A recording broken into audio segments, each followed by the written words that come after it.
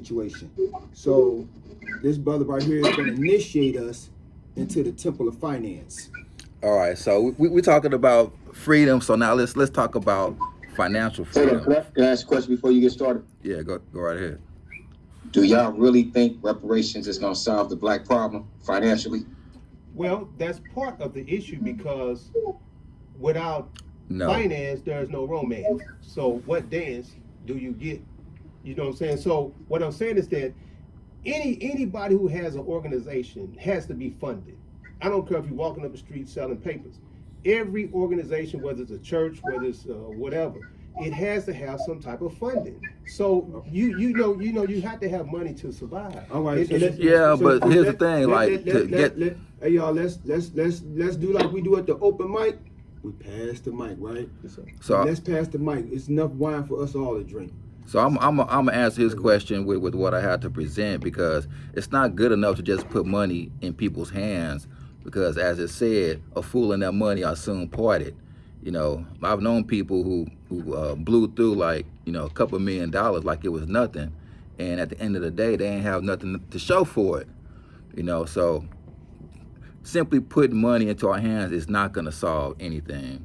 All that's gonna do is make corporations rich, because majority of people are just gonna take that money and spend it, right? So what we need is financial literacy. We need a financial education, so that when we come into money, that we're able to learn how to invest it, or even without coming into money, we're able to pull ourselves out of our economic condition, right? So on that note, so let's talk a little bit about money, right? So the original money was gold, right?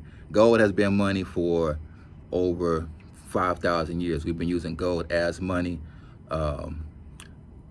because due to its properties, it doesn't tarnish. It's easily malleable.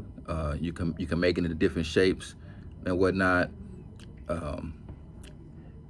It's scarce. It's a scarce asset.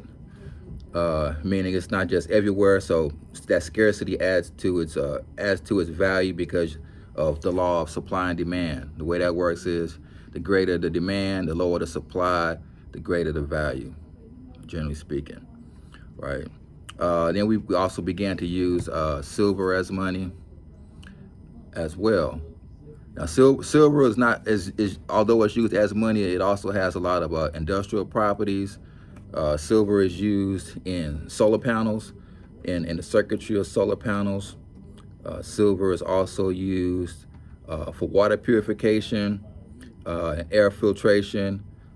Silver is also antimicrobial, antibacterial as well, so it has medical properties as well. Gold gold is used in space technology. They use gold foil, and they use gold in the circuitry of space technology. Gold is used in semiconductors. It's used in microchips. Gold is a conductor of electricity, and when you're building on a small scale, you know, that's what they use gold for. Like, that's why they use gold in microchips, because they can get that electrical current down to a smaller level. It also blocks radiation as well. Like in the cheap version of blocking radiation, they use lead, but you know, lead and gold have similar properties in that regard. So that's gold and silver. Now, constitutionally speaking, gold and silver is money. It's money in the Constitution. Like I said, it's always been used as money by other nations. And what we see from history is that when countries get off of the gold standard and began to create baseless fiat money, what ends up happening is they create inflation. And what inflation is an increase in the money supply, where you have more dollars or more units of currency chasing the same or fewer assets. And what that does is that drives up the price, right? That's why we have a situation where we have right now where a person working a job can't really take care of their families because the value of their currency is depreciating. Every time they create a dollar out of thin air, what they're really creating is debt, because that dollar is not based on anything. So it's really an IOU. So it's a subtraction as opposed to an addition. So accumulating a bunch of negatives, you can't get to a positive by accumulating a bunch of debt that way. Also, they reduce the interest rates on savings accounts, so you can't really save. If you put money into a so-called savings account in the bank, you're not really earning enough interest to beat inflation. So in order for you to actually make money off of savings, the interest rate that you earn has to be higher than the rate of inflation.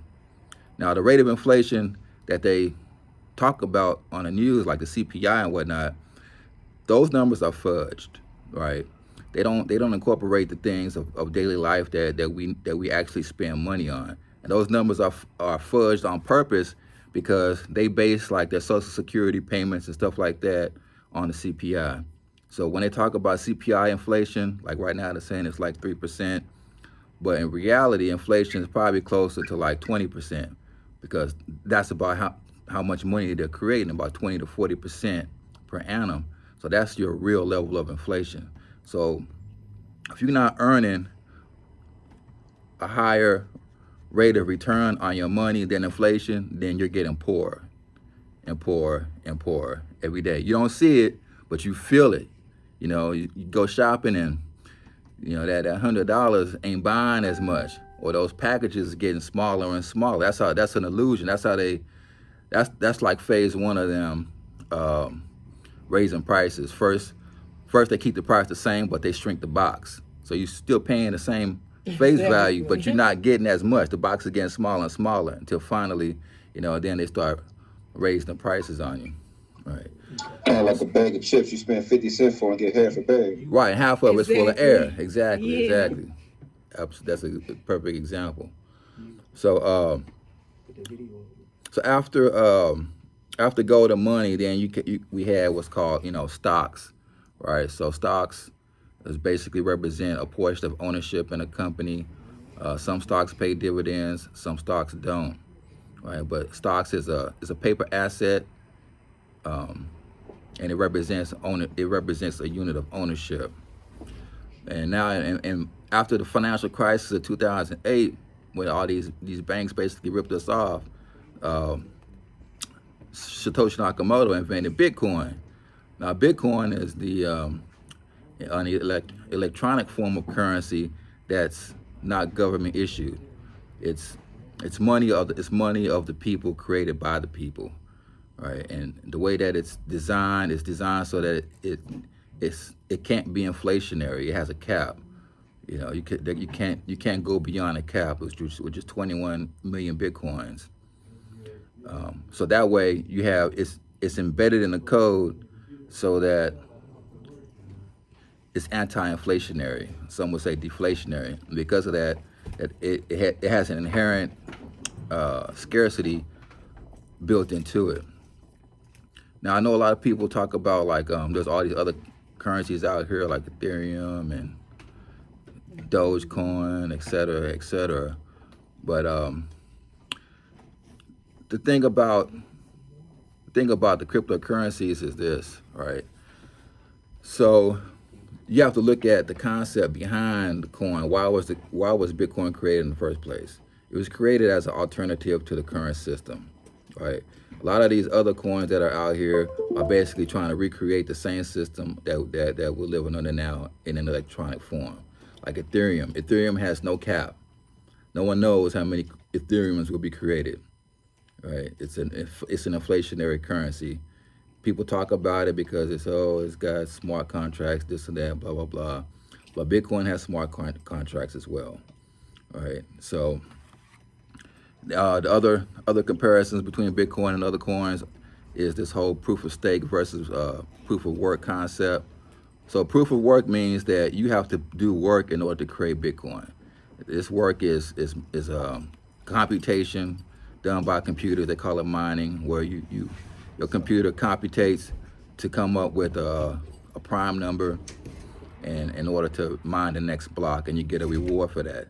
Just like in real life, when when you work and you produce something, you get rewarded. You're creating value. Now the difference between Bitcoin and say a lot of these fiat cryptos is that they're wanting to move to proof of stake, and proof of stake doesn't require work, right? All it requires is for you to have a large number of those coins in order to make a profit, right? So they try to say that Bitcoin uses wasted energy, et cetera, blah blah blah. But it's that computation power is what makes Bitcoin the most secure network in the world. Bitcoin has never been hacked. It can't be hacked. It's the largest supercomputer on the planet. Right? Collectively, all these computers mining together. That's what gives it its security. Right? Ethereum's been hacked. Most of these other coins have been hacked. Once they accumulate enough value to become enticing to a hacker, they get hacked. Bitcoin has never been hacked, can't be hacked, right? So that's the difference between Bitcoin and these other currencies. So now I want to talk to you guys a little bit about investing in general, right? So you have different type of investors. You have like day traders, swing traders, and long-term investors. So a day trader is someone who basically is going to hold an asset for like a day, maybe an hour, maybe a minute, and then flip it, right? That's day trading. They're usually out of that position within 24 hours. Then you got your swing traders. A swing trader is going to hold a position for maybe a week, 2 weeks, couple weeks, maybe a month, right? Or a couple months for a season. Those are your swing traders. And then you have your long-term investors. Long-term investors are people like Warren Buffett who you just buy and hold. You believe in the concept of the company that you're investing in. You're investing in that company, you're investing in that management, you're investing in that product and service, right, for the long haul. So that's where you're holding an asset for like a year or longer. So now how you choose to invest or trade is contingent upon two big things: your needs, your personal needs, and your personality, right? Some people can't handle the stress of looking at the markets every day. Some people don't have the time to look at the markets every day. If you got a full-time job, you can't be staring at your phone all day long because you got work to do and whatnot. So if that's your situation, you might want to lean more towards swing trading or investing. The easiest way to accumulate a position is what we call dollar cost averaging. Dollar cost averaging means that basically you put yourself on a schedule. Let's say you get paid every 2 weeks and you dedicate a certain amount to go towards your investments every week. It's based on that pay yourself first concept, right? Pay yourself first. Have a certain amount come out of your check, out of every check, and go straight over to your brokerage account, right? And then invest that money into your portfolio. Now, as far as your portfolio, you want to have a diversified portfolio, and I don't mean diversified between like multiple paper assets between stocks and bonds and mutual funds, because all of those are still paper assets. That's not true diversification. When I say diversification, I mean you need to diversify between your paper assets, your physical assets like your gold and silver, real estate, and your digital assets. That's diversification. Hey brother, how could we get that gold? How could we get that gold and silver? That's the key thing people gonna want to know. How can I get some of that? Do we go through you or you the broker, or how do we get some of that? How could you hook us up? Street term. No. Cook up the hookup. No, I ain't selling no gold. I'm accumulating. How could we get into some? How could we get some gold in our treasury? So there's certain places that you can get gold from. Now, so you have a choice. You have an option between gold and silver, right?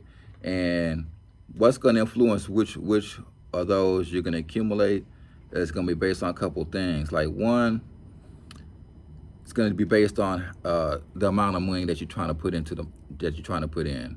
If you're putting in like under $1,000, you probably want to go with silver.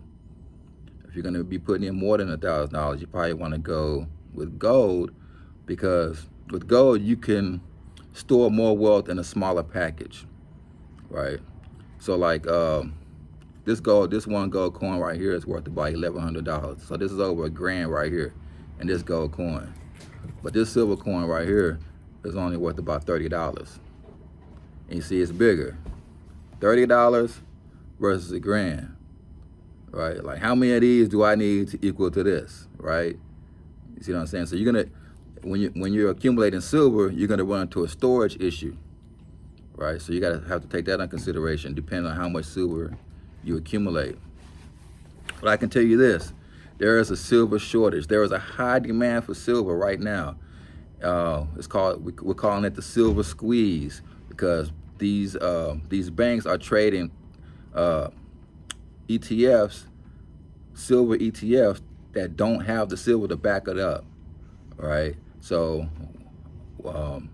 some people are recommending that people should accumulate physical silver, meaning not necessarily silver stocks. I mean, you can invest in silver stocks as well, but primarily, if you don't have any physical assets, probably the best thing for you to do right now is accumulate silver, right?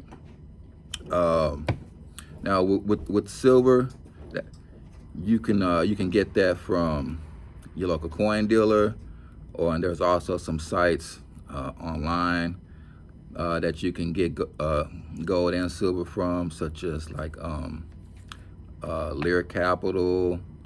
I do a lot of business with them. Lear Capital, they're pretty reputable.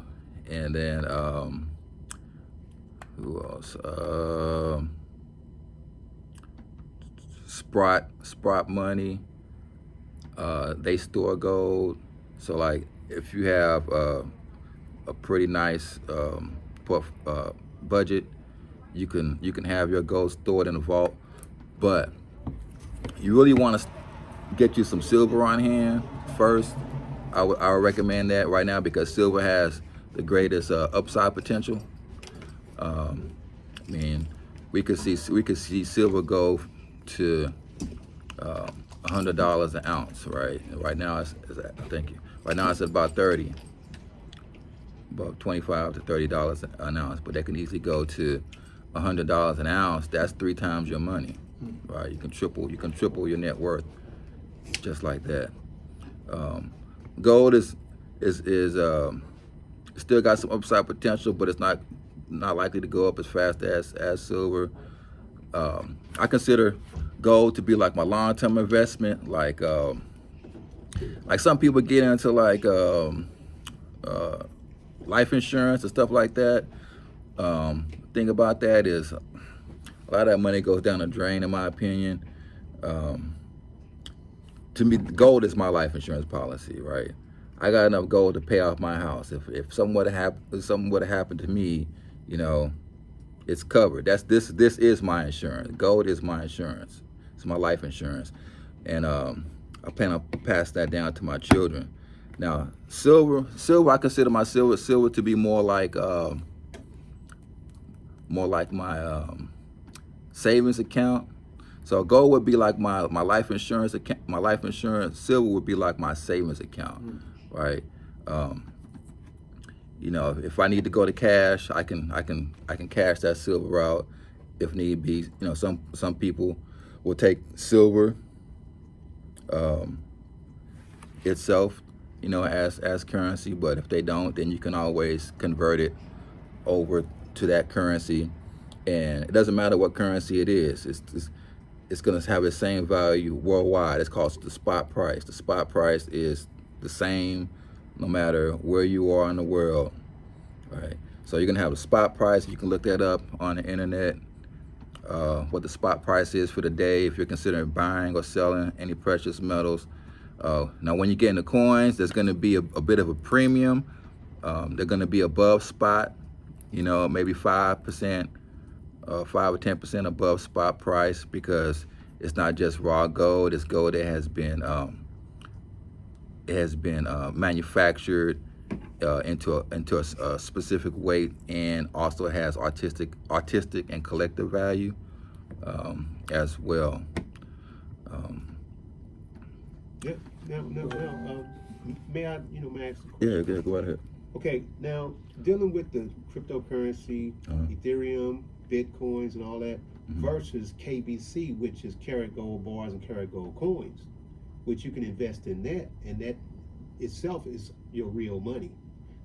Can you elaborate or know anything? Do you know anything about the KBC, the karat gold bars, karat gold coins to invest in digital? Yeah, I know about KBC. Okay. And I know about karat bars. Oh, okay. Right. Yeah, he helped me to that back in the day. Here's the thing, He though. helped me like a few years back. I was like, Yeah, you can get gold from karat bars, but this gold that you get from karat bars is overpriced. Okay. This is for somebody who never had gold before. If you never had any gold, then yeah, you can go ahead and get you a gram of gold, karat bars or whatnot. But realize that you're overpaying for that gold. Number one, if you compare a gram of gold from karat bars from other places, you're gonna see a big price difference. Now, as far as KBCs, from my understanding, no one has ever been able to redeem any KBC crypto for gold. They say you can. No one has ever been known to redeem their KBCs for a gram or even a gram of gold. All right. So there is another company called PAX, PAX. They got PAX Gold, and that's redeemable.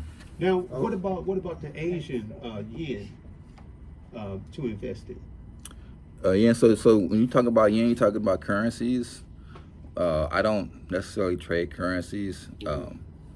That's forex. Yeah. But The value is less compared to, I think so.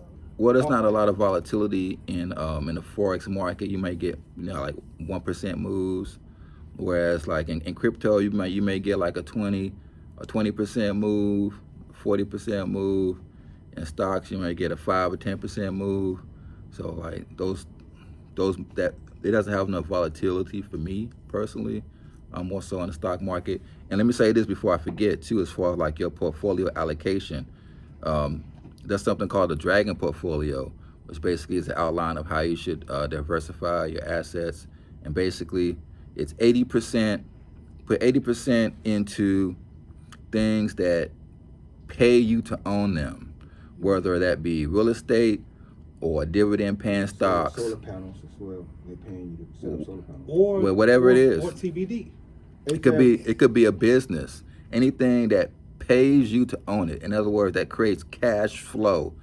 Put 80% into cash flow assets, right? Because you need cash flow. Because you need something that's going to generate funds for you to be able to like pay your bills. Because bills come every 30 days, right? So you're going to need something that's going to generate some kind of cash flow at least every 30 days in order to pay your bills and stuff like that. That'll free you from the punching the clock.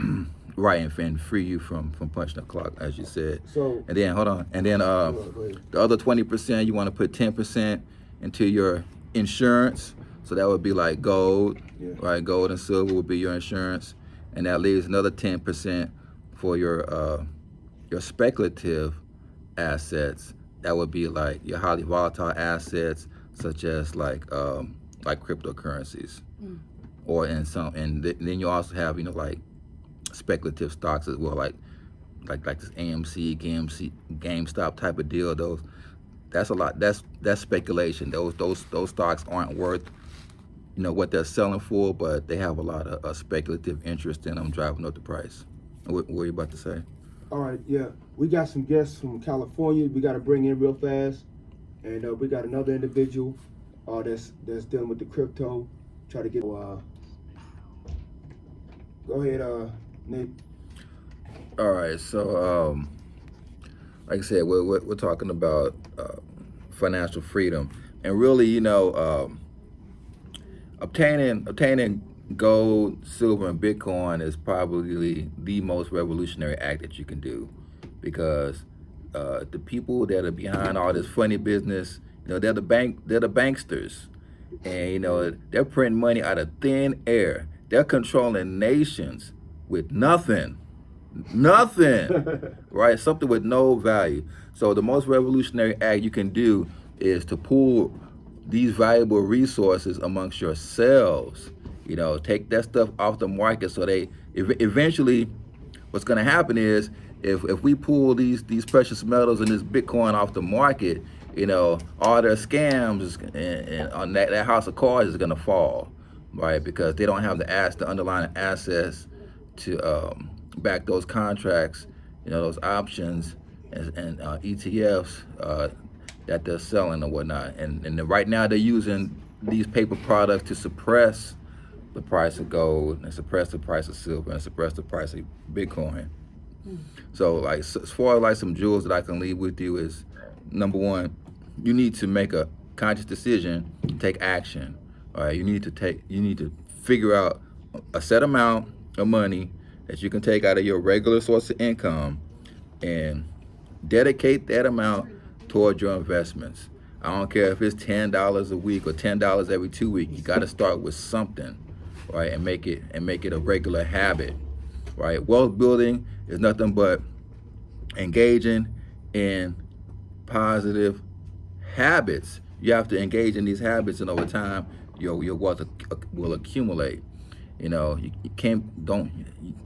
don't fall into any of these get rich overnight schemes and whatnot. Someone says they can make you rich overnight. It's probably a scam. Wealth building is a process.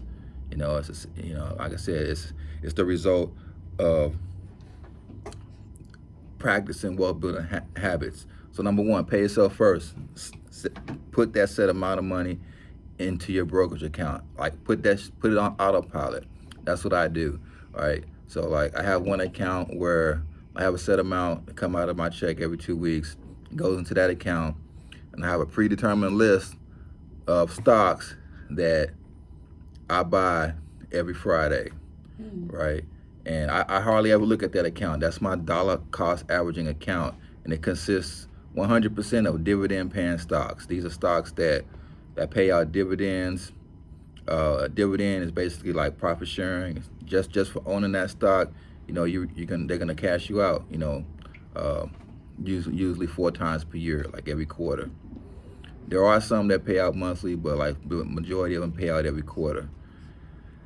All right, so if you want, to get more information on that, as far as like my list of stocks, I got a list of about 50 stocks that I'm holding right now in my dollar cost averaging account. You're gonna have to get in contact with me, either directly or through my group, which is Alpha Knights Trading Group on Facebook. It's a Facebook group. It's called Alpha Knights. What alpha is that's that profit margin that's above the S&P, right? So the S&P 500 generates an average of about 7% return on investment per annum. Alpha is anything over 7%, or technically anything over what the S&P 500 is doing is considered alpha, right? And that's what we target. We try to pull alpha out of the market. I already hold the S&P 500 in my 401k account, so I already got that covered. So that's in my 401k. That's on autopilot. On my managed account, that's where I'm seeking my alpha. That's where I'm trying to outperform the market. So that's probably the safest way, is dollar cost averaging. Other than that, like I said, make sure you get you some silver in hand. I got some recommendations on where you can get some silver. I just bought some 90% silver coins. Got a real good deal on them. Got about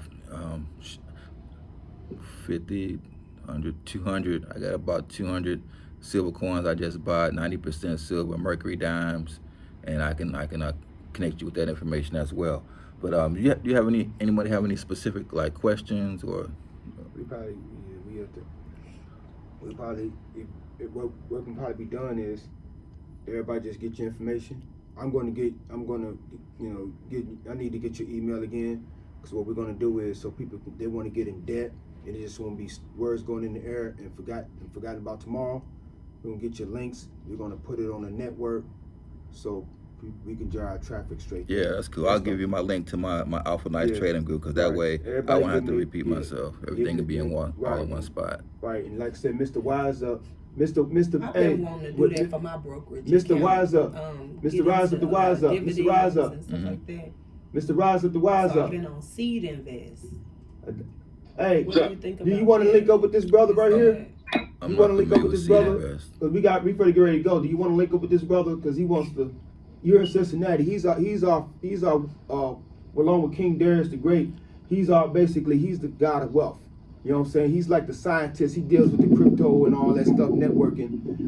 But part of this show is actually cryptocurrency, not just edutainment. So Okay. I'll ask him, dude, you want to link up with this brother right here on your own individual basis? Definitely. All right. So he deals with like a lot of Zoom meetings and stuff like that, and getting people from different walks of life together, building networks. He's in Cincinnati. You on Facebook? Oh yeah. Send me a friend request. All right. It'll be up on the Robert Jones. Yeah, Robert Jones, the gov, man. Yeah, it's good. Man. Robert Jones. All right. I'll get you through the book. Or you on any other social medias like Instagram or anything? Yeah, I'm on the gram. Instagram link is Jason 1172. I mean, I'm primarily on Facebook, and then I got for my people that's serious about trading, we trade on Signal, but you know that's Signal is secure encrypted communication. You know, that's where I do my live trades and whatnot. But like as far as education wise, we do that on Facebook. Okay. All right, so family, look, one more recap. Everybody in YouTube land, look at this magical jewelry. This is straight hacker. Look at it right here.